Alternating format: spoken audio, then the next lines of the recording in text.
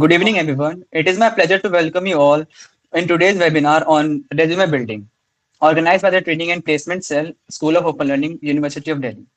A well-crafted resume in your step is your step forward towards career success. And today's session will guide you on creating an impactful one. We are honored to have Mr. Krishna Tripathi, a seasoned professional with over 13 years of experience in corporate relations, recruitment, and business growth. He has worked with top organizations and currently leads educational partnerships at GUS Global Service, a European MNC in our education industry. A special thanks to Mr. Professor Dr. Payal Mago and Professor Ajay Jaiswal, our faculty coordinators, Mrs. Aishwarya Anand Arora and Dr. Rima Thareja, and our student coordinators for making this session possible. I encourage you all to engage actively and make the most of this learning opportunity. Now, without further ado, I would like to hand over the virtual mic to Mr. Krishna Tripathi to enlighten us with his valuable insight. Sir, the stage is yours. Good evening, everyone, and good evening, ma'am. Good evening, all the faculty members involved in this particular session. So I'm starting this with presenting my slide. Just let me check.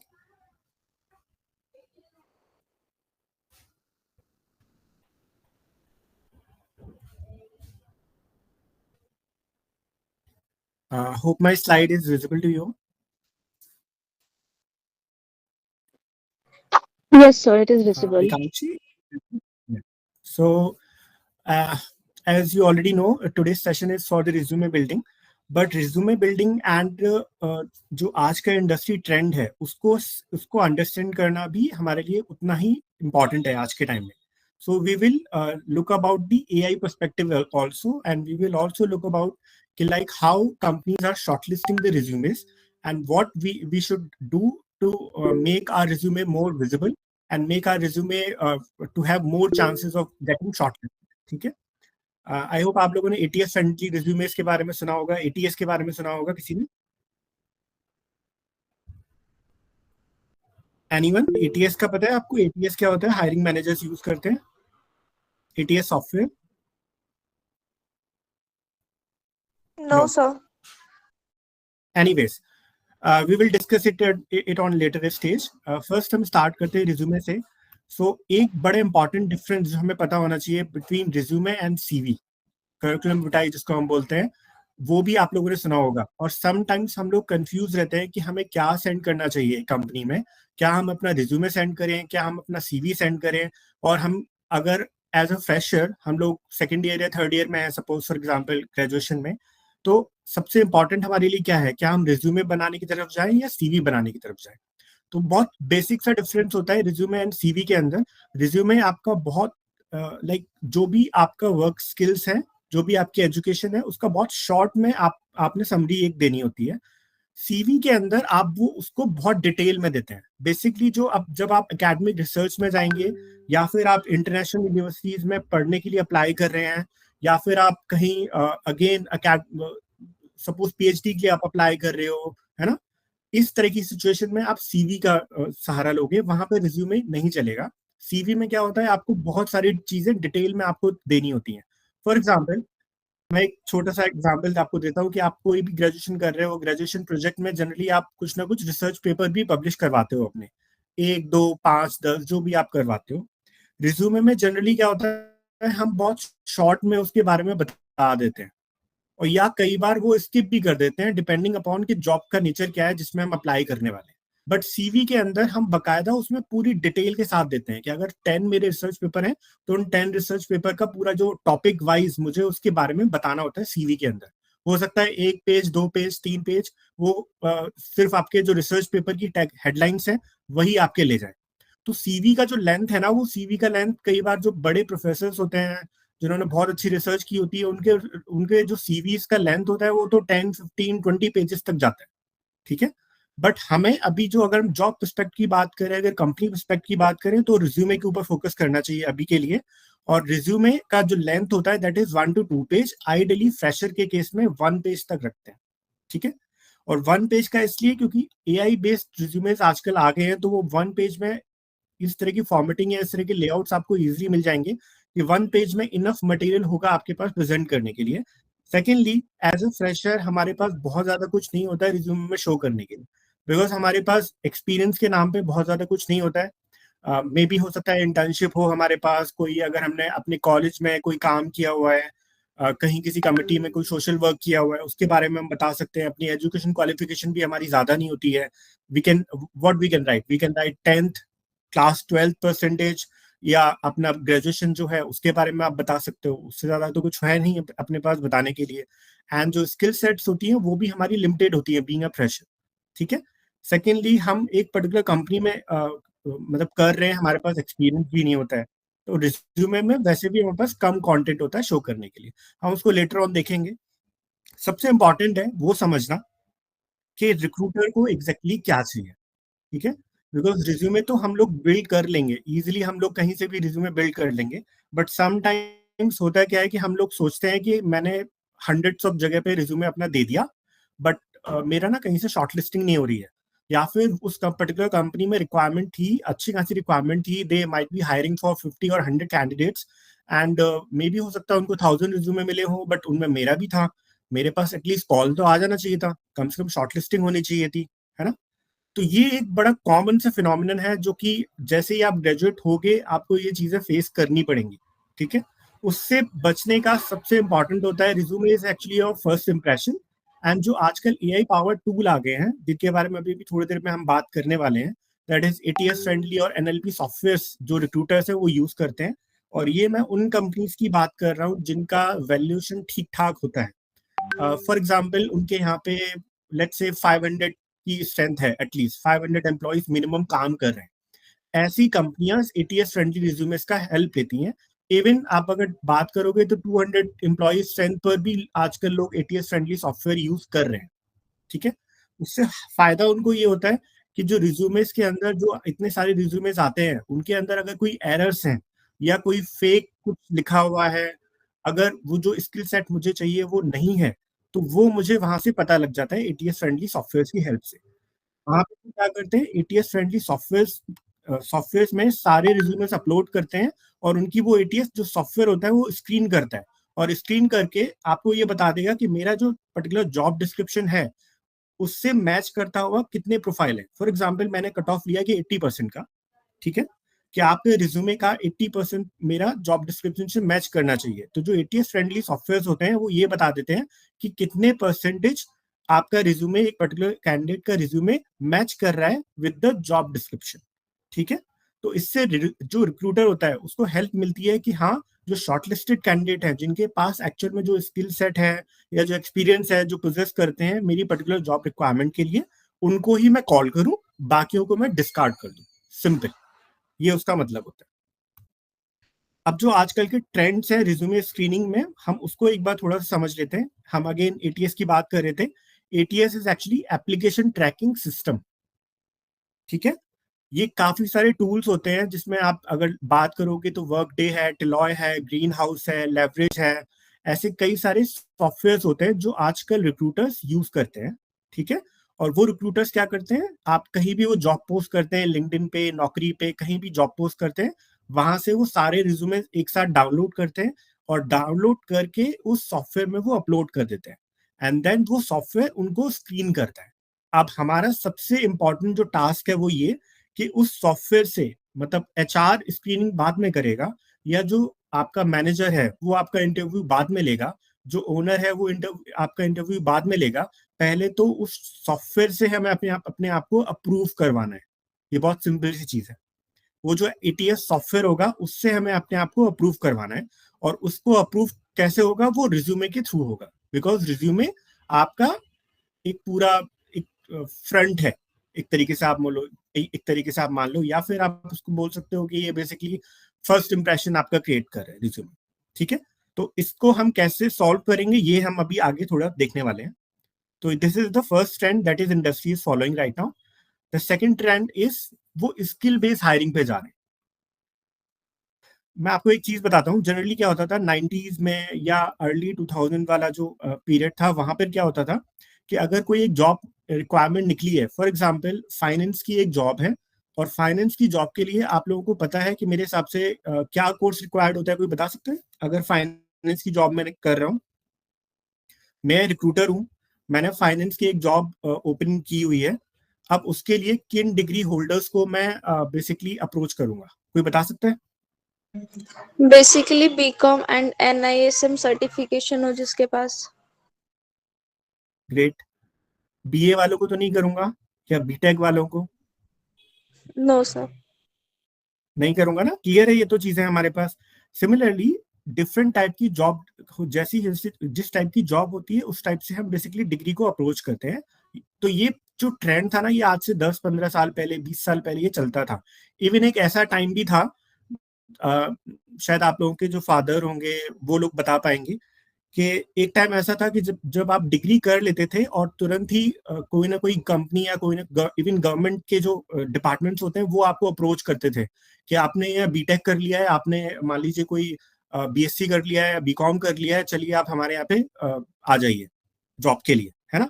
Irrespective कि आपने क्या skill set सीखे हुए हैं, irrespective कि आपको क्या extra knowledge है, इरिस्पेक्टिव कि आपके कितने क्या कैसे आप एकेडमिक्स में थे, अब अगर 60% कट ऑफ था आपका तो वो ठीक है, कर लेते थे। ठीक है, ये पहले का ट्रेंड था। अर्ली 2000 वाला जो डिकेड है ना, उसमें भी यही सब चीजें चलती थी, थोड़ा सा इसी तरह से था। लेकिन 2008 या 10 के बाद ना चीजें थोड़ी सी ड्रास्टिकली चेंज हुई, और आज के टाइम में आफ्टर कोविड हम एक नए एरिया में है बेसिकली, वहां पर चीजें बहुत ज्यादा चेंज हो चुकी हैं, और वहां पर आपका डिग्री मैटर करता है उनके लिए। तो इन कई ऐसे कि जहां पर शायद डिग्री कोई और है। ठीक है, आप अभी थे फाइनेंस वाली जॉब के लिए, सपोज बीकॉम की है किसी पर्सन की, डिग्री बीए है, बट उसने क्या जो ये बात कर रहे थे या जो स्किल सेट की बात कर रहे थे वो एक्वायर किए हुए हैं somehow। ठीक है, आज रिक्रूटर को हायर करके रेडी है बीकॉम वाले को छोड़। ठीक है, so this is the trend in recruitment, उनको बेसिक स्किल सेट चाहिए, उनको डिग्री से कोई मतलब नहीं रह गया। Degree is just the qualification criteria, degree एक आपका है, जस्ट एक क्राइटेरिया है। ये डिग्री ग्रेजुएशन है, ठीक है, चल जाएगा। सबसे इम्पोर्टेंट उनके लिए जॉब के लिए क्या क्या स्किल सेट, वो आपको समझना बहुत जरूरी है। अभी जो सबसे इम्पोर्टेंट आप करना पड़ेगा ना, वो ये करेगा कि आपको ये करना पड़ेगा कि आप भी कोर्स करें, कौन कौन सी इंडस्ट्री बेसिकली आपको जाना है, आप जा सकते हो।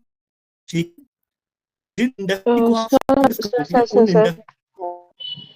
Sir I am really sorry but आपके साइड से थोड़े से नेटवर्क इश्यूज आ रहे हैं, your voice is not audible clearly. Okay, so I will try, I guess मैं थोड़ा फास्ट भी कर रहा था, मैं थोड़ा try slowly.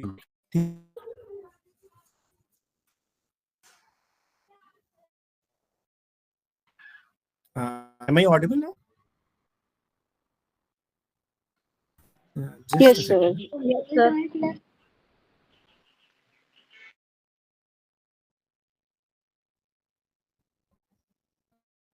Let me switch off my camera and then we can start.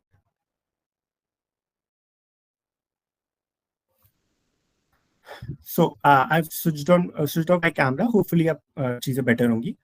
तो हम बात कर रहे थे इंडस्ट्री की। तो सबसे इम्पोर्टेंट जो होमवर्क आप लोगों को करना है वो करना है इंडस्ट्री का शॉर्टलिस्टिंग करना, कि किन किन इंडस्ट्री के अंदर मुझे जाना है। मेरा जो बीए है, सी है, बीकॉम है, उसके बाद मुझे देखिए उन इन पर्टिकुलर इंडस्ट्री के अंदर क्या प्रोफाइल पे जा सकता, और उन जॉब प्रोफाइल के लिए सेट की रिक्वायरमेंट है, और जो स्किल सेट होगी वो मेरे रिज्यूमे की एक तो मेंशन होने चाहिए, में वो जो स्किल सेट है उन पे मुझे काम करना है। बिकॉज रिज्यूमे शॉर्टलिस्ट होगा, बट अल्टीमेटली इंटरव्यू में तो मैं कहूंगा ना, तो मुझे दोनों फ्रंट पे करना है। मुझे एक वो स्किल सेट करना है, मुझे रिज्यूमे में भी करना है, और साथ में उनको मुझे लर्न करना है, सो दैट इंटरव्यू में एटलीस्ट को क्रैक कर पाऊं। क्लियर है?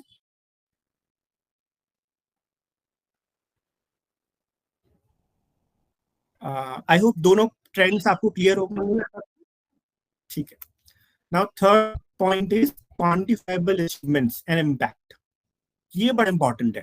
क्वांटिफाइबल का मतलब होता है, मैं कितने चांसेस होंगे कि मुझे सर लिया जाएगा कि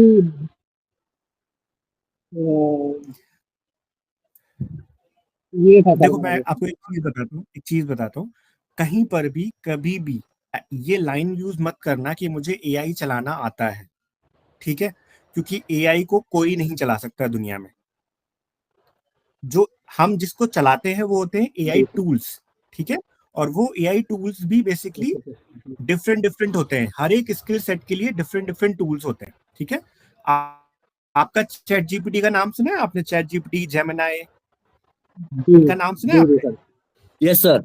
हाँ, जी सर। ये क्या है, ये आपकी नॉर्मली कोई अगर मुझे कोई क्वेश्चन है, मेरे दिमाग में कोई क्वेश्चन आ रहा है, कुछ मुझे कोई मुझे प्रॉब्लम सॉल्व करनी है, इवन आप मैथमेटिक्स का कोई क्वेश्चन है फॉर एग्जांपल, उसको भी आप कॉपी करके पेस्ट कर दोगे ना चैट जीपीटी के अंदर, उसका भी वो आंसर आपको ला जी के सर। दे देगा, ठीक है। तो चैट जीपीटी इतना कर सकता है, इवन जेमिनाई भी सेम तरीके से कर सकता है। आपको मान लो कोई पूरी जी थीसिस लिखनी है किसी पर्टिकुलर टॉपिक पे, वो भी वो करके दे सकता है। तो सबसे इंपॉर्टेंट है ये एआई टूल्स की हम बात कर रहे हैं यहाँ पे, और एआई टूल हर इंडस्ट्री के लिए अलग अलग टूल्स हैं, हर जगह पे। जैसे फॉर एग्जांपल हम बात कर रहे हैं डिजाइनिंग की, तो ग्राफिक डिजाइनर नॉर्मली हम कौन से सॉफ्टवेयर यूज करते हैं ग्राफिक डिजाइनर, कुछ आइडिया है आप लोगों को?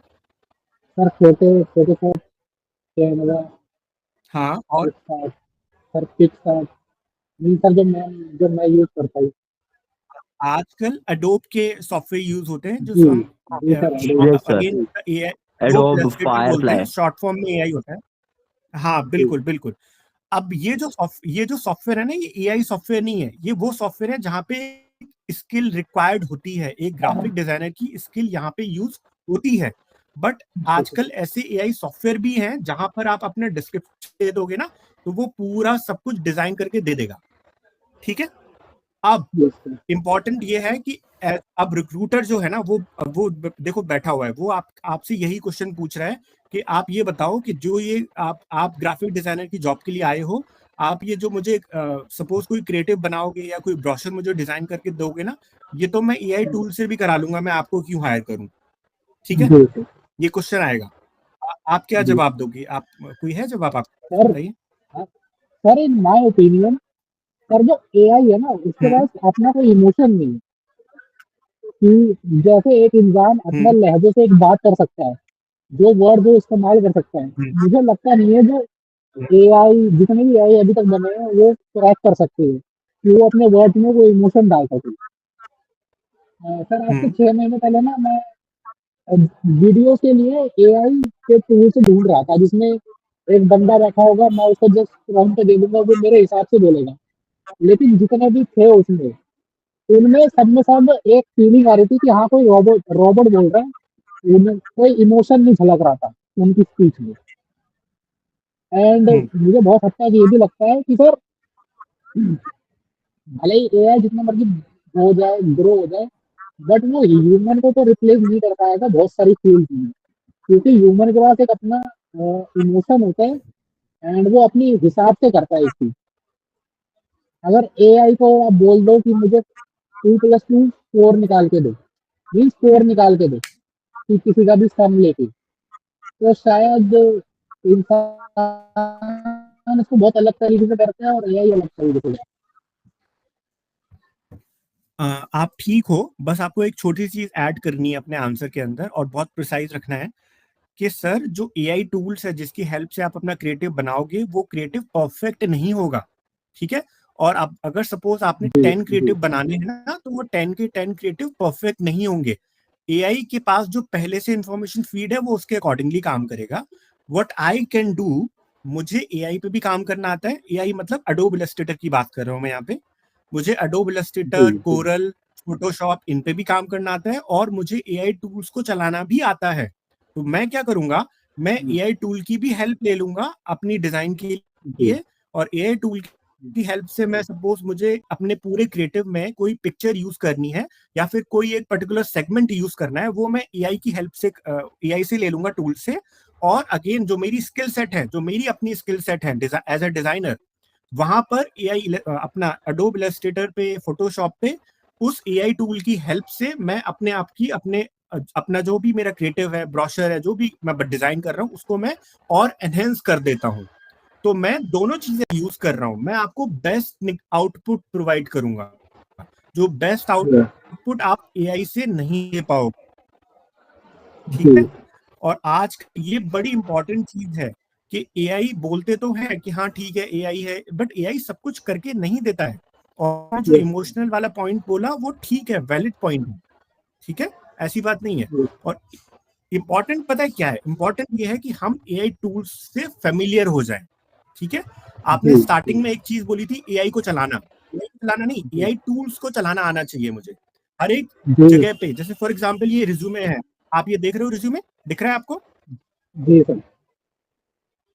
इसमें स्किल वाला सेक्शन आप देखो, स्किल वाले सेक्शन में आपको कई सारी स्किल सेट दिख रही होंगी, जहां पर गूगल एनालिटिक्स है, सेल्स एंड मार्केटिंग है, ईमेल मार्केटिंग है, आउटबाउंड मार्केटिंग है, एसईओ है। इन सब के अलग अलग एआई टूल्स अवेलेबल हैं मार्केट में, ठीक है। तो आप क्या बोलोगे कि मुझे गूगल एनालिटिक्स सपोज मुझे आता है, तो उसमें जो एआई टूल्स यूज होते हैं मुझे उनके बारे में पता है। अगर सेल्स एंड मार्केटिंग में कोई एआई टूल्स यूज होते हैं तो मुझे उनके बारे में पता है। एसईओ में कोई एआई टूल्स यूज होते हैं तो उनके बारे में मुझे पता है और उनको मैं यूज कर सकता हूँ। तब मैं आज की इंडस्ट्री के हिसाब से अपने आप को प्रिपेयर मान सकता हूँ। ये क्लियर हुआ? ठीक है। एआई को अपना दुश्मन बना के नहीं चलना है हमें हम वी आर द वन जो उसको बेसिकली राइड करेगा, ठीक है।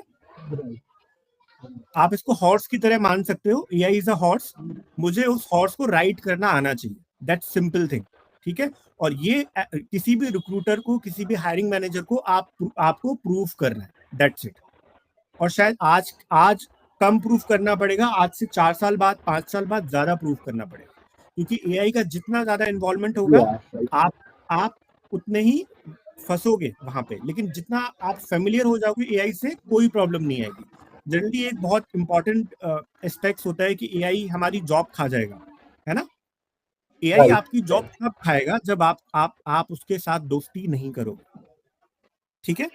एआई आपकी जॉब तब खाएगा जब आप उसके साथ फ्रेंडशिप नहीं करोगे, उसको जानोगे नहीं, ठीक है, तब आपकी वो जॉब खाएगा।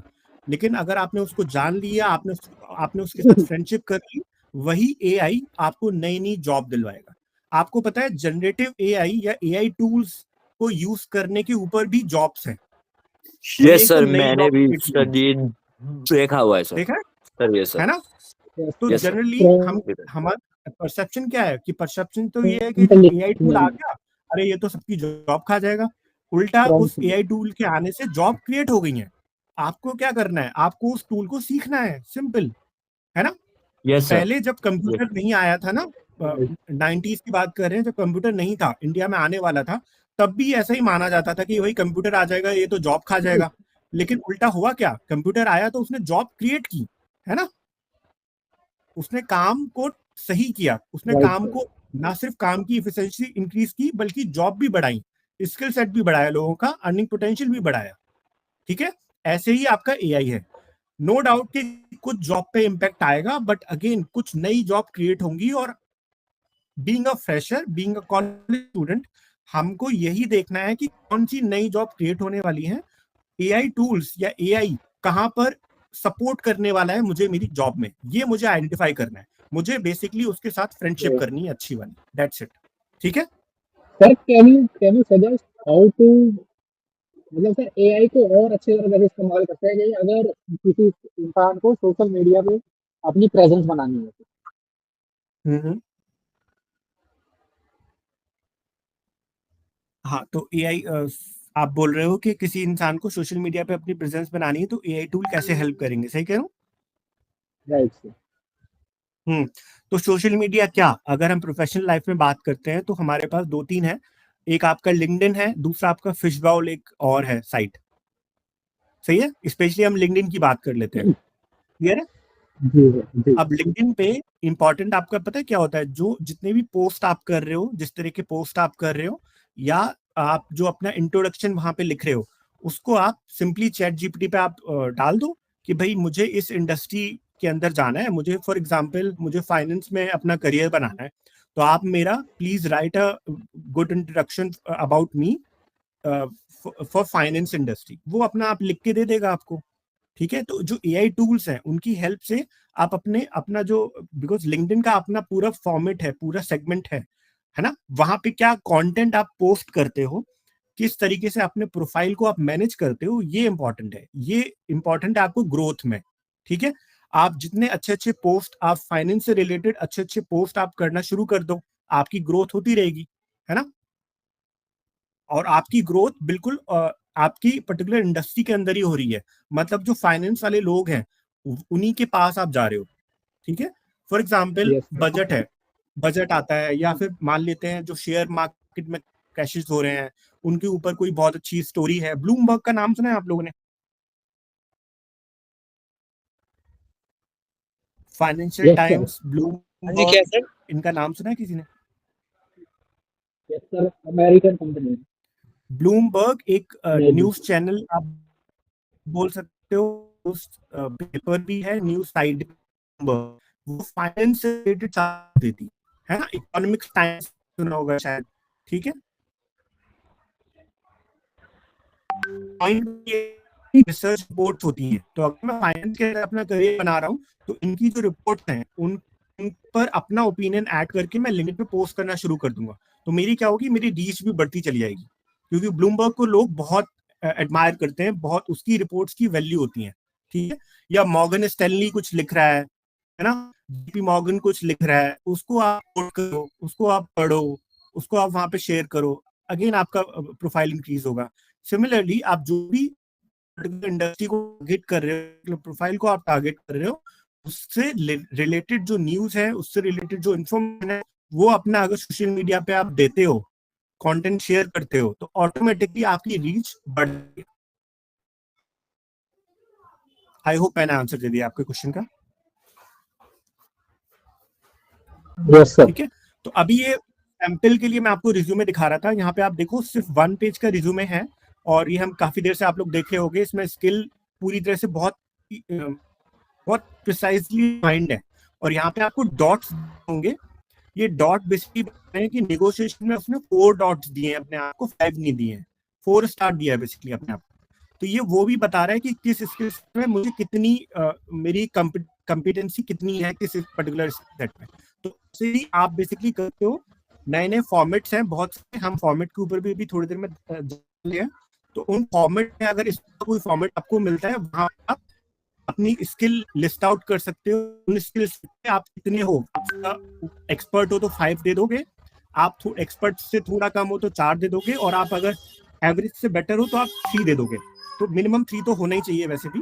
तो ये सारी चीजें आप अपने रिज्यूमे में कर सकते हो। मैं कुछ और भी रिज्यूमे आपको दिखाता हूँ, जैसे कि ये भी है, यहाँ भी आपको दिख रहा होगा जो स्किल सेट है ना, वो साफ साफ बता रहा है कि कई बार पूरा का पूरा ब्लू है, और इमोशनल इंटेलिजेंस में कई बार थोड़ा सा देखो वीक है, हल्का सा नेगोशिएशन में वीक है, ईमेल मार्केटिंग में वीक है ना, एनालिटिक्स में, सेल्स एंड मार्केटिंग में थोड़ा थोड़ा कम किया हुआ है।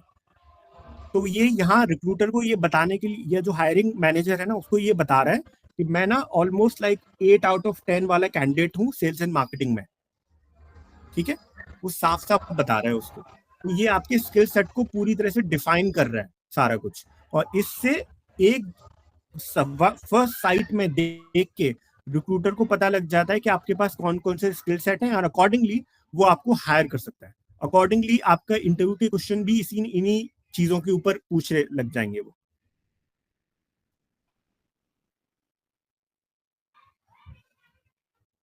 तो यहाँ पे आप देख रहे होगे इन जो रिज्यूमे के मैं फॉर्मेट आपको दिए थे, ये दिखा रहा हूं मैं, इनमें बहुत क्लियरली चीजें डिफाइंड है, बहुत शॉर्ट में चीजें डिफाइंड है। लेकिन ये वो नहीं है, आप ये मत समझना कि यही है, इसके अलावा कुछ नहीं है। हम अभी AI टूल्स के ऊपर भी जाएंगे, जहां पे ढेर सारी टेम्पलेट्स अवेलेबल है मार्केट के अंदर फ्री में। की रिज्यूमे की आप बात कर रहे हो तो फ्री में अवेलेबल है बहुत सारी टेम्पलेट्स, और वो बहुत सारी अच्छी अच्छी टेम्पलेट्स होती हैं जिनको आप यूज कर सकते हो according to your job profile या अकॉर्डिंग टू योर विश, जो भी आप चाहो, ठीक है। और ये कवर लेटर भी है। कई बार जॉब के लिए आपको कवर लेटर भी पूछा जाएगा कि रिज्यूमे के साथ साथ आप कवर लेटर भी भेज दो, ठीक है। आप लोगों में से किसी ने अप्लाई किया है, कभी ऐसा एनकाउंटर हुआ हो कि हाँ कवर लेटर भी मांग रहे हैं रिज्यूमे के साथ? No, sir. नहीं हुआ है, कोई बात नहीं। बट नो नो सर, ऐसा कई नहीं बार हुआ। क्या होता है, हाँ कई बार क्या होता है, कवर लेटर भी पूछ लेते हैं वो। तो कवर लेटर भी हमें लिखना आना चाहिए। नॉर्मली फॉर्मेट हमें कहीं पर भी इजीली मिल जाएंगे। तो कवर लेटर में कुछ नहीं होता है, अपना इंट्रोडक्शन होता है और अपने बारे में थोड़ा बहुत बताना होता है, दैट्स इट। बहुत ज्यादा कुछ नहीं होता है। वो कवर लेटर बेसिकली इसलिए लिखवाया जाता है कि कवर लेटर से ये पता लगता है कि आप उस पर्टिकुलर जॉब के लिए क्यों एलिजिबल हो या आपको क्यों हायर किया जाए। सिंपल सा एक आंसर उस कवर लेटर में आपका होना चाहिए। क्लियर है? Yes, sir. ठीक है। तो हम एआई टूल्स की बात करते हैं जो बेसिकली एप्लीकेशन ट्रैकिंग सिस्टम को रिफाइन कर रहे हैं। जैसे आप यहाँ पे पिक्चर में भी देख रहे होंगे कि ये सारे स्टैटिक्स बन के आ जाते हैं ये बेसिकली एआई टूल्स के अंदर। जो एटीएस टूल की हम बात करें एप्लीकेशन ट्रैकिंग सिस्टम की, वो कुछ इस तरीके से दिखते हैं जहां पर रिज्यूमे के बारे में, कोई पर्टिकुलर रिज्यूमे है, सपोज फॉर एग्जाम्पल XYZ का रिज्यूमे है, उसको एनालाइज करके पूरी रिपोर्ट वो दिखाता है कि इस पर्टिकुलर रिज्यूमे में कौन कौन सी स्किल सेट थी, वो कैसी थी, इसका एक्सपीरियंस कैसा है, क्वालिफिकेशन कैसा है, किस पैरामीटर पे इसको कितने मार्क्स मिलने चाहिए। तो वो सारा कुछ जो एप्लीकेशन ट्रैकिंग सिस्टम है ना, वो दिखाता है आपके रिज्यूमे को एनालाइज करके, एंड अकॉर्डिंगली आपका रिज्यूमे शॉर्टलिस्ट होता है। ठीक है। अब इसमें आपके जो फैक्टर्स होते हैं वो कई सारे होते हैं। जो कीवर्ड मैच 60% तक आपको लेके चलते हैं कि जो आपकी जॉब डिस्क्रिप्शन है उसके अकॉर्डिंगली क्या क्या कीवर्ड्स हो सकते हैं, वो आपके रिज्यूमे में कितने हैं उसके अकॉर्डिंगली 60% तक, स्किल असेसमेंट में 20%, एक्सपीरियंस लेवल में 10% एंड एजुकेशन में भी 10%। So these are the key factor जहां पे वो एटीएस सॉफ्टवेयर एनालाइज करते हैं आपको। ठीक है। और इसमें एक और चीज आप कर सकते हो बहुत इजीली कि फॉर एग्जांपल कोई भी जॉब है, उस जॉब डिस्क्रिप्शन को आप चैट जीपीटी का यूज कर सकते हो। नॉर्मली उस जॉब डिस्क्रिप्शन को आप चैट जीपीटी पे पेस्ट कर दो या उसको सेंड कर दो और फिर उसको बोलो कि please define some keywords matching to this job description, और उन कीवर्ड्स को वो वहां पे 4-5 जो भी कीवर्ड्स होंगे वो उनको दे देगा चैट जीपीटी। उन कीवर्ड्स को आप अपने रिज्यूमे में ऐड कर सकते हो। ठीक है। जो भी पर्टिकुलर स्किल सेट के ऊपर आपको जाना है, फॉर एग्जांपल आपको बिजनेस एनालिटिक्स में जाना है, ठीक है, या मैं जान सकता हूँ यहाँ पे मतलब ज्यादातर किस कोर्स के स्टूडेंट हैं इस पर्टिकुलर सेशन में हमारे साथ?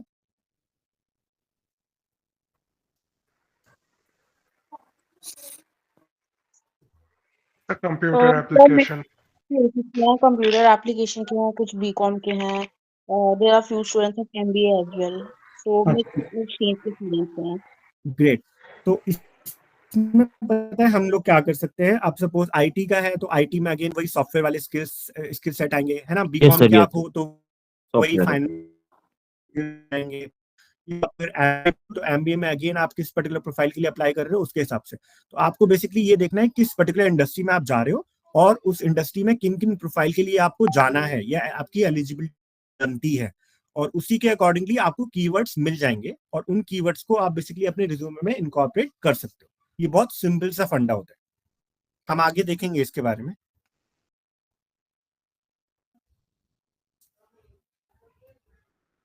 मैं यहाँ पर कुछ दिखाना चाहता हूँ। जैसे सपोज ये होता है हमारे, उनको देख लेते हैं एक बार।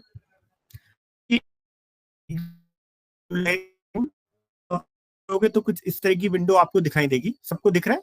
विजिबल है सबको? Yes sir.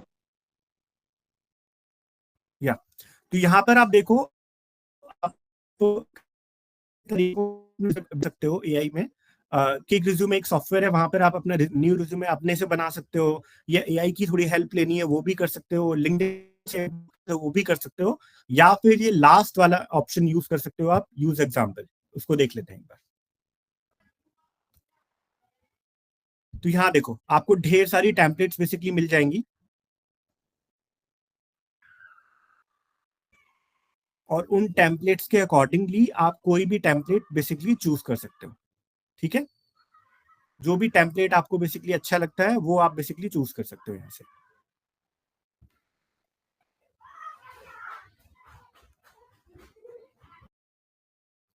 ये देखो एक सैंपल आ गया, और इस सैंपल को मैं रीराइट भी कर दूंगा।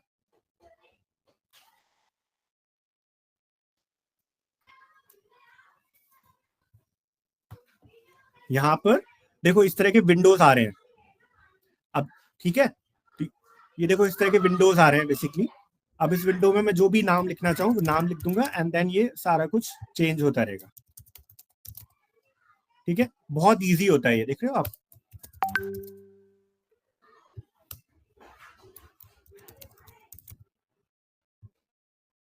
तो यहाँ पर सिर्फ आपको अपना डिटेल्स फिल करना है और ये देखिए कि बहुत अच्छा आपका जो टेम्पलेट है वो उसमें वो सारी डिटेल अपने आप फिल होती चली जाएंगी। ठीक है, तो ऐसे हम इन एआई टूल्स को यूज कर सकते हैं। एक आपका क्विक रिज्यूमे है, आप चाहो तो लिखना चाहो लिख सकते हो, बहुत अच्छा टूल है। टूल्स आपको बहुत सारे मिल जाएंगे, ये भी बता दूं मैं। एआई बेस्ड रिज्यूमे के आपको मिनिमम नहीं तो I guess 500 plus tools available है मार्केट के अंदर। ठीक है, बट ज्यादातर पेड है, ये भी बता देता हूँ।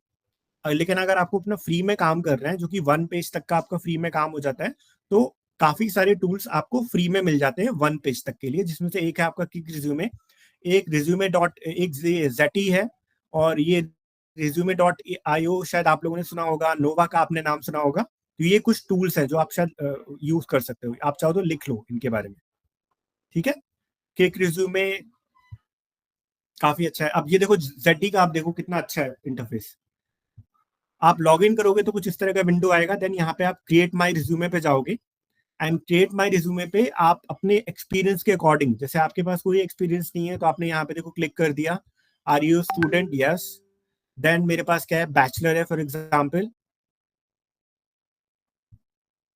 एंड देन ये देखो कई सारे फॉर्मेट आ गए। अब उस फॉर्मेट में आप देखो यहाँ पे ऑक्यूपेशन, ये सबसे इंपॉर्टेंट देखो, ये आपको बहुत कई सारे एआई टूल्स बेसिकली आपको नहीं देंगे।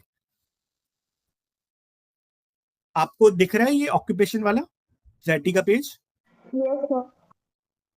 ठीक है, तो कई सारे जो एआई टूल है ना, वो आपको क्या करेंगे, टेम्पलेट तो उठा के दे देंगे, बट वो क्या करेंगे लेकिन आपका क्या है, आपको कुछ और सिर्फ टेम्पलेट से आपका काम नहीं चलने वाला है ना। आपको क्या चाहिए, आपको चाहिए कि आपकी इंडस्ट्री के अकॉर्डिंग भी आपको कुछ मिल जाए। तो यहाँ पर आप देखो, अगर आप एमबीए के हो तो आप मैनेजमेंट एंड एग्जीक्यूटिव वाला यूज कर सकते हो, ऑफिस एंड एडमिनिस्ट्रेटिव भी आप यूज कर सकते हो, आपको बिजनेस फाइनेंस में जाना है तो वो कर सकते हो, है ना। अगर आप सपोज बीसीए है तो आपका देखो, आप कहीं आईटी इंडस्ट्री का भी होगा इसके अंदर।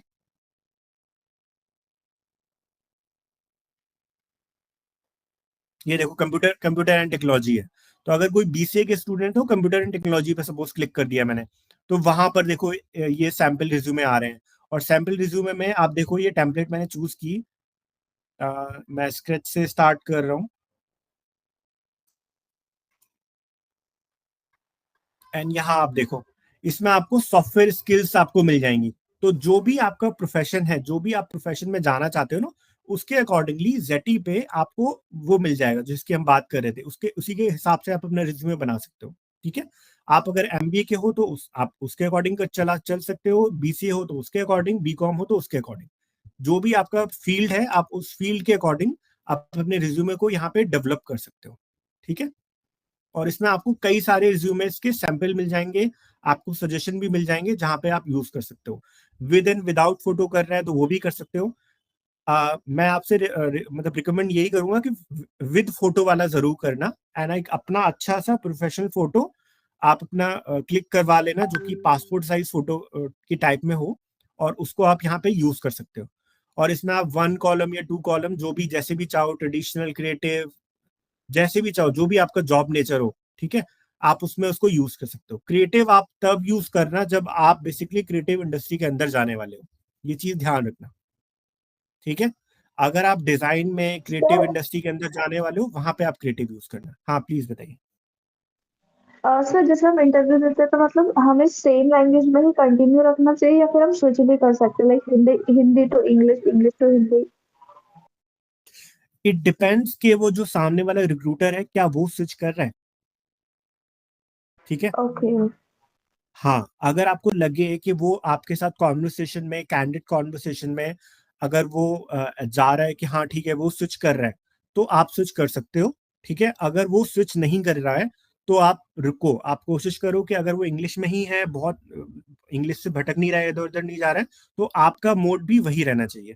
सेकेंडली ये डिपेंड करता है कि आपका जॉब प्रोफाइल किस टाइप का है। फॉर एग्जाम्पल आपका जॉब प्रोफाइल है जहाँ पे इंटरनेशनल कस्टमर से आपको डील करना है, फॉर एग्जाम्पल अगर ऐसा कोई भी जॉब प्रोफाइल आपको मिल गया, तो आप देखोगे कि जो एचआर है वो वो सेकेंड लैंग्वेज यूज करेगा ही नहीं, वो सिर्फ इंग्लिश में आपसे बात करेगा एंड आपको भी उससे इंग्लिश में ही बात करनी है। तो इट डिपेंड्स कि आपका जॉब प्रोफाइल क्या है। अगर आपका मान लीजिए फाइनेंस का जॉब प्रोफाइल है या स्किल बेस है आपका जॉब प्रोफाइल, ग्राफिक डिजाइनर हो, तो वो ना खुद भी आ जाएगा, वो खुद भी आ जाएगा, क्योंकि उसको भी पता है कि यार इंग्लिश से काम नहीं चलना, मुझे तो स्किल सेट चाहिए, है ना। तो ये डिपेंड करता Yes, है sir. कि वो एचआर किस प्रोफाइल के लिए हायर कर रहा है। अगर ऐसे किसी भी प्रोफाइल के लिए वो हायर कर रहा है जहां पे इंग्लिश कम्युनिकेशन मस्ट है, तो आप देखोगे कि वो स्विच नहीं करेगा और ना आपको करने देगा। अगर आप करोगे तो वो आपको टोकेगा कि नहीं, please please speak in English only. And sir, like जैसे मैं अभी बीकॉम कर रही, सो लाइक मैं अभी फ्रेशर हूँ, तो स्टार्टिंग लेवल मतलब कैसे स्टार्ट करना चाहिए मेरे को जॉब के लिए, मतलब कहाँ अप्लाई करना चाहिए? ठीक है, तो बीकॉम के लिए जो सबसे अच्छे जॉब प्रोफाइल्स हैं उनमें से मैं आपको बता देता हूँ। फाइनेंस तो नो डाउट है ही, बट एक एनालिटिक्स बहुत अच्छा प्रोफाइल है जिसमें आपको बिग फोर पता है आप लोगों को, बीकॉम वालों को big Yes, four sir. Companies कौन सी होती है? ठीक है, बता सकते हो नाम? Sir, EY, KPMG. ठीक है, किस प्रोफाइल के लिए हायर करते हैं वो बीकॉम वाले को? सर ये नहीं पता, लाइक एक ऑडिटिंग एंड बहुत अकाउंटिंग सिंपल में सा भी। प्रोफाइल होता है। नहीं नहीं नहीं, एक बहुत सिंपल सा प्रोफाइल होता है उनका। बेसिकली आपको ये समझना पड़ेगा कि इन बिग फोर का एग्जैक्टली काम क्या है। ये बिग फोर जो करते हैं ये किसी का अकाउंट मैनेज नहीं करने वाले, ये बैंक तो है नहीं, ये तो पता ही है आपको, है ना। Yes, sir. है ना। ये लोग क्या करते हैं, ये लोग क्या करते हैं, जो कंपनीज हैं उन कंपनीज के अकाउंट्स को मैनेज करते हैं, एनालाइज करते हैं। बेसिकली एक पर्टिकुलर कंपनी है, मेरी एक कंपनी है फॉर एग्जांपल टाटा कंपनी है, ठीक है। टाटा कंपनी का अपना खुद का अकाउंट डिपार्टमेंट है सारी चीजों को हैंडल करने के लिए, लेकिन केपीएमजी या डिलॉयट या ईएनवाई क्या कर रही है, वो कर रही है ऑडिटिंग वाला पार्ट, वो कर रही है एनालाइज, वो ये पता कर रही है कि कहाँ पे ज्यादा खर्चा हो रहा है, कैसे हम प्रॉफिट को मैक्सिमाइज कर सकते हैं, तो वो एनालिसिस कर रही है बेसिकली। तो सबसे एक मस्त, एक बहुत इंपॉर्टेंट प्रोफाइल होता है जिसके लिए ये लोग हायर करते हैं, एनालिस्ट का प्रोफाइल होता है। और उस एनालिस्ट के प्रोफाइल पे ये लोग इंटर्न भी हायर करते हैं, और आपका जो सबसे पहला पाथवे होगा इनमें एंटर करने का वो इंटर्न ही है। आपको एज एन एनालिस्ट इंटर्न ये लोग हायर कर सकते हैं, ठीक है। एंड सर इसके तो लिए वो स्किल एनालिस्ट का सेट जो क्या प्रोफाइल चाहिए? होता है उसमें नॉर्मल जो बीकॉम होते हैं उसको वो हायर कर लेते हैं। हाँ, कुछ बोल रहे थे आप? सर स्किल सेट क्या चाहिए इसके लिए? हाँ, उसके लिए क्या करना के लिए कई सारे सर्टिफिकेशन कोर्सेज होते हैं, जैसे एक है सबसे बड़ा आपका एसीसीए। एसीसीए में आपको एसीसीए, सीएफए, ये सर्टिफिकेशन होते हैं, इनके बारे में इन कर सकते हो चाहो तो, ठीक है। अदरवाइज आप नॉर्मली जो स्किल्स हैं वो आप अगर ये सर्टिफिकेशन आप नहीं ले पा रहे हो, नॉर्मली कुछ लर्न करना चाहते हो, तो आप अपना अकाउंटिंग बहुत अच्छा करके रखो।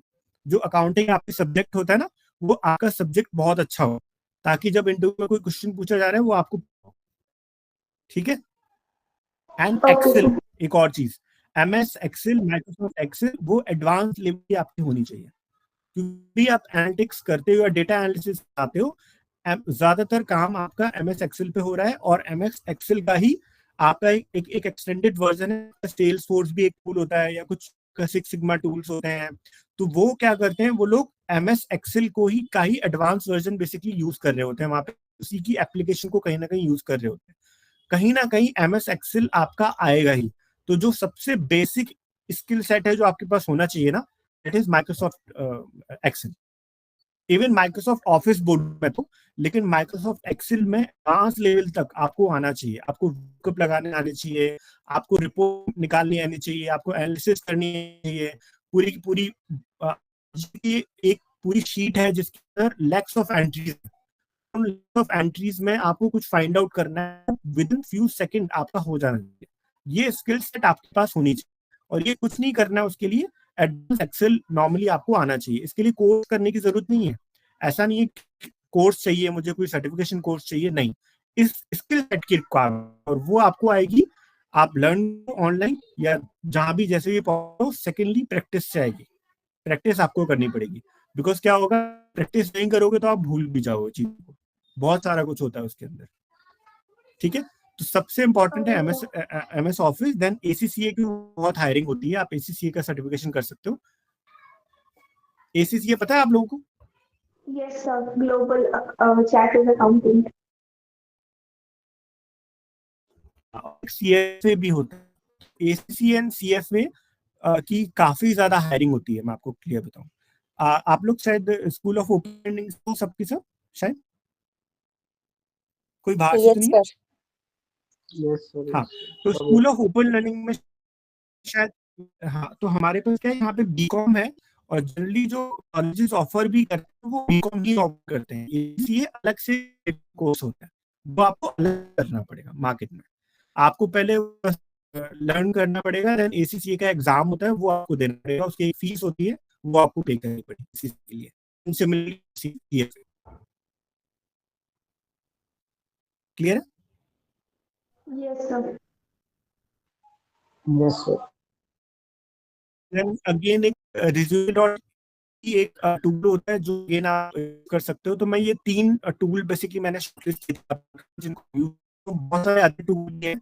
एक रिज्यूमे भी एक अच्छा टूल है, Zenstart है, resume.io ये टूल है जिनके बारे में, जिनको थोड़ा सा आप लॉगिन करने की जीमेल आईडी होती है, उसके लॉगिन और फ्री यानी कि जो 1 पेज का रिज्यूमे है वो आप आसानी से आप इस पे बना, आप प्रैक्टिस के लिए भी इनको यूज कर Sir, सकते your हो। voice is very ठीक है? fake. अच्छा, बेसिकली मैं रिपीट कर देता हूँ। मैं बोल रहा था कि जो AI बेस्ड टूल्स है ना, जो मैंने अभी आपको दिखाए, तो उसमें Zeti, आप स्टार्ट resume.io, इनको आप थोड़ा कर लेना, और यहाँ पर जीमेल की हेल्प से लॉग इन कर सकते हो और 1 पेज में अपना बना सकते हो। थोड़ा सा प्रैक्टिस आपको करनी पड़ेगी आपका, और इंडस्ट्री वाइज आप बना सकते हो, जो हमने इंडस्ट्री वाइज हमने Zeti पे देखा था। आई होप आपको याद, मैं कर देता हूँ आपको। ये Zeti पे हमने देखा था ना ऑक्यूपेशन वाइज, तो यहाँ पे जिस इंडस्ट्री के अंदर आपको जाना है, जिस प्रोफाइल, उसके अकॉर्डिंगली आपको सैंपल, सर और उसमें वॉइस आपको ब्रेक ये हो भी गई पता है। लग जाएगा कि इन पर्टिकुलर प्रोफाइल पे क्या क्या स्किल सेट। एक सेकंड।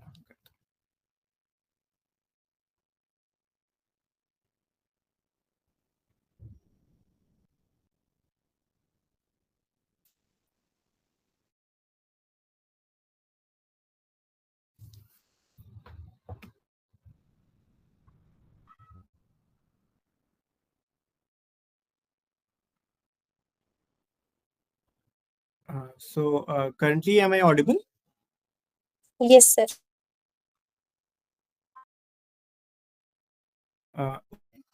तो मैं सिर्फ AI टूल्स कर रहा था, वो सबने सुन लिया था कि कौन कौन से AI टूल यूज करने अपने को? नहीं सर, वो समझ नहीं आ रहा, आपकी No, आवाज sir. ही नहीं आ रही थी। ओके, तो मैं वहां पे बता रहा था कि एक जेट जो हमने अभी देखा था हाल फिलहाल, ये जो Zeti है, रिज्यूमे है, resume.io है, यहाँ पर आप जीमेल की हेल्प से लॉग कर सकते हो, और जीमेल की हेल्प से लॉग इन करके आप जो भी टेम्पलेट सेलेक्ट करके अपने रिज्यूमे को आप बिल्ड कर सकते हो। सबसे इम्पोर्टेंट आपका रहेगा कि आपको ये पता होना चाहिए कि कोई भी कोर्स के आपको ये पता होना चाहिए किस इंडस्ट्री के अंदर मुझे जाना है। फॉर एग्जाम्पल कॉम हो तो आप बिजनेस एंड फाइनेंस के अंदर देख सकते हो, ठीक है। आप BCA हो तो आप कंप्यूटर्स के अंदर देख सकते हो, कंप्यूटर एंड टेक्नोलॉजी के अंदर। आप अगेन MBA हो तो अगेन आपके पास कई सारे, जिसमें मैनेजमेंट एग्जीक्यूटिव है, ऑफिस एडमिनिस्ट्रेटिव, अगेन फाइनेंस की है, सेल्स है, MBA के लिए बहुत सारे ऑप्शन है। जिस भी इंडस्ट्री में जाना हो का, आप यहाँ पे Zeti के ऊपर अपने रिज्यूमे आप सर्च कर सकते हो, वहां पे आपको सेट मिल जाए, एंड आप जॉब भी लो एक बार। जैसे कि अभी हम बात कर रहे थे ना एनालिटिक्स जॉब भी है, तो एनालिटिक्स Sir, जॉब का again you are not आपको वो मिल audible. जाएगा। स्क्रीन मेरी विजिबल है आप लोगों को? Yes, sir. No sir. Yes sir.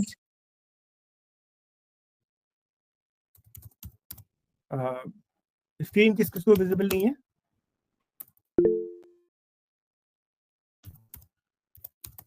Sir, visible है. सिंपली एक चीज सर्च कर रहा हूँ, जॉब डिस्क्रिप्शन ऑफ एनालिटिक्स और बीकॉम स्टूडेंट, ठीक है।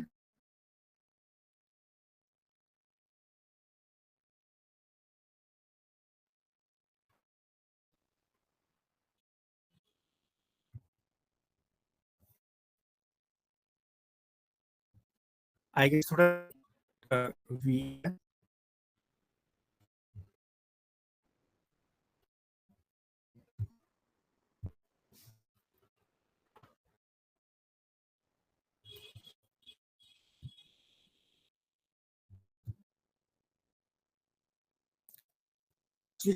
थोड़ा है। आप लोग क्या करना आपको बताता हूँ। आप लोग डिस्क्रिप्शन सर्च कर लोगे किसी भी फाइल का, उसको चैट जीपीटी यूज कर सकते हो। चैट जीपीटी पे आपके कीवर्ड्स मिल जाएंगे।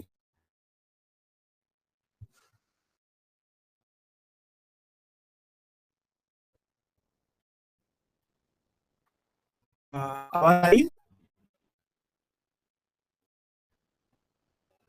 Yes sir. हाँ, तो मैं मेन है आप बेसिकली करना है आपको ये है कि वही जॉब जो भी प्रोफाइल पे आप अप्लाई कर लो उसकी जॉब डिस्क्रिप्शन को चैट जीपीटी पेस्ट कर देना। ठीक है, ये हो जाएगा।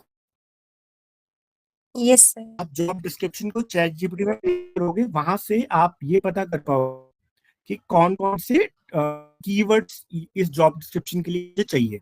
तो कीवर्ड्स आपको आ जाएंगे और उन कीवर्ड्स को की हेल्प से आप अपने रिज्यूमे को बिल्ड कर सकते हो और उन्हीं कीवर्ड्स के ऊपर आप काम भी कर सकते हो, उन कीवर्ड को सीख भी सकते हो आप, तो देखिए आप जॉब के लिए आप अप्लाई कर पाओ। ठीक है, अगेन एआई रिज्यूमे के लिए आप एआई डिजाइन टूल को यूज कर सकते हो। Font and layout, mobile response, ये बड़ा इंपॉर्टेंट पॉइंट है। मोबाइल रिस्पॉन्सिवनेस बड़ा इंपॉर्टेंट पॉइंट है। ठीक है, कई बार क्या होता है कम अप्लाई कर रहे हो जहाँ पे मान लीजिए बहुत ज्यादा रिज्यूमे नहीं आ रहे हैं, या फिर किसी एचआर का आपको नंबर मिल गया। ठीक है, और उस एचआर के व्हाट्सएप नंबर पे आप बेसिकली फाइल या रिज्यूमे का शेयर कर रहे हो, तो वो अब मोबाइल पे ओपन कर रहा है। अब मोबाइल पे ओपन कर रहा है तो आपका डिस्टॉर्टेड है ना, तो वहां पे अगेन वो सब आपका इंप्रेशन खराब कर देगा। तो आपका जो रिज्यूमे हो कोशिश करना पीडीएफ फॉर्मेट में हो। ठीक है, पीडीएफ में क्या होता है आपका वो रिज्यूमे स्टॉर्ट नहीं होता है जब कोई भी उसको ओपन करता है, और पीडीएफ फॉर्मेट काफी रिस्पॉन्सिवनेस देता है। ठीक है, कोशिश करना अपना रिज्यूमे कभी भी वर्ड फॉर्मेट में शेयर मत करना, पीडीएफ फॉर्मेट में शेयर करना। ये क्लियर है सबको? Yes sir. Yes sir. And colour pallets भी आप दो से मतलब आपके रिज्यूमे में 3 से ज्यादा कलर कोशिश करना कि ना हो। ये चीजें आप ध्यान रखें। एंड अगेन कॉमन पिटफॉल्स है जो हम लोग कई बार वो अवॉइड करना। थोड़ा एआई ऐसा नहीं कि सब कुछ एआई थ्रू मैंने करके दे दिया, आप खुद भी फीड करना, खुद भी वैलिडेट करना। जो मेरे रिज्यूमे में लिखा हुआ है एआई टूल्स ने बना के तो दिया, बट वो क्या वो सही है, क्या मैं उसको बैठ पाऊंगा, ये चीजें ध्यान रखना। Again proof reading and accuracy verify करना, ये सबसे इंपॉर्टेंट है। ठीक है, एक और चीज मैं आपको बताता हूँ, एक और चीज होने वाली है कि आपको कई बार जॉब आप अप्लाई करोगे ना तो वीडियो में भी आपसे मांगे। कभी किसी ने अप्लाई आपको आपको बोला कि आप 30 सेकंड या 1 मिनट का अपने एक इंट्रोडक्टरी वीडियो सेंड कर दो, ऐसा हुआ है किसी के साथ?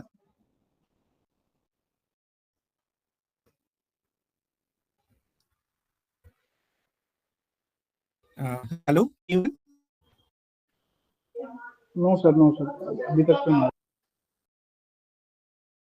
बट होगा अगर किसी अच्छी जगह पर अप्लाई करोगे ना, जनरली क्या होगा आपका वीडियो भी मांगेंगे या फिर एक लिंक जहाँ पे आपको अपना वीडियो अपलोड करना होगा। तो ये भी आज चल गया है, उस हेल्प से क्या करते हैं आगे एनालाइज कर लेते हैं कि आगे इसको बुलाना इंटरव्यू के लिए नहीं बुलाना है। अगर वो इस तरह की चीज के लिए आपको बोल रहे हैं तो आप उसको फर्स्ट राउंड ऑफ इंटरव्यू मान के चलना, ऐसा कहीं भी कुछ भी आ रहा है। और आजकल ये रिज्यूमे शॉर्टलिस्टिंग के बाद ये चीज चालू हो गई है ऑलरेडी। ठीक है, एक और चीज आपको बताता हूँ, फोटो। कितने लोगों ने नाम सुना है?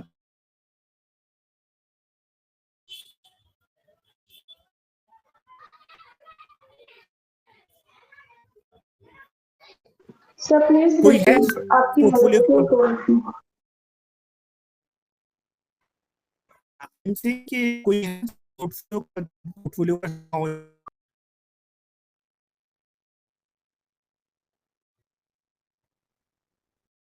Sir, can you repeat that?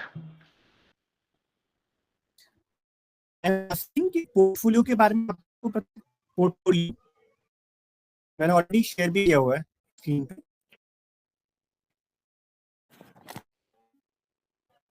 Sir, your voice is not audible, sir. Okay, just a second, मैं एक काम करता हूँ।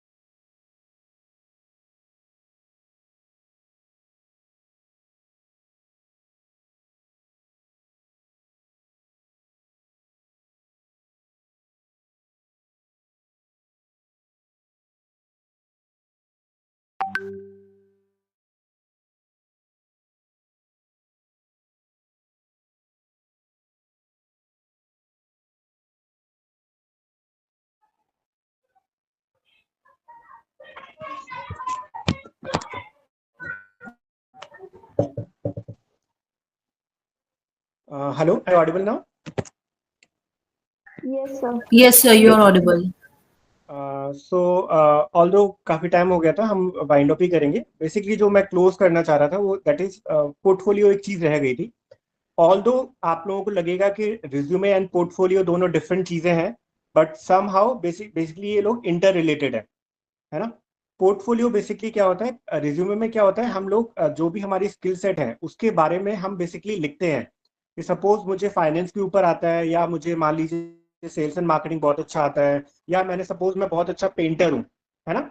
उस बारे में मैं बेसिकली वहां पे लिखूंगा कि एक लाइन में। बट पोर्टफोलियो के अंदर क्या होता है, उसका बेसिकली मुझे प्रूफ देना होता है। पोर्टफोलियो के अंदर बेसिकली हम लोग क्या करते हैं कि हम उसका प्रूफ लगा के देते हैं। सपोज अगर मैं पेंटर हूँ, या मुझे अगर मैं डिजाइनर हूँ, मैं ग्राफिक डिजाइनर हूँ, तो अपनी डिजाइन्स को मैं बेसिकली इनकॉर्पोरेट करूंगा पोर्टफोलियो के अंदर।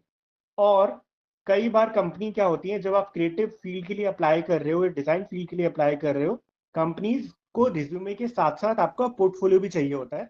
और पोर्टफोलियो दो टाइप से होते हैं, एक आपका डिजिटल होता है, एक आपका फिजिकल पोर्टफोलियो होता है जिसको आप फाइल की फॉर्म में रखते हो।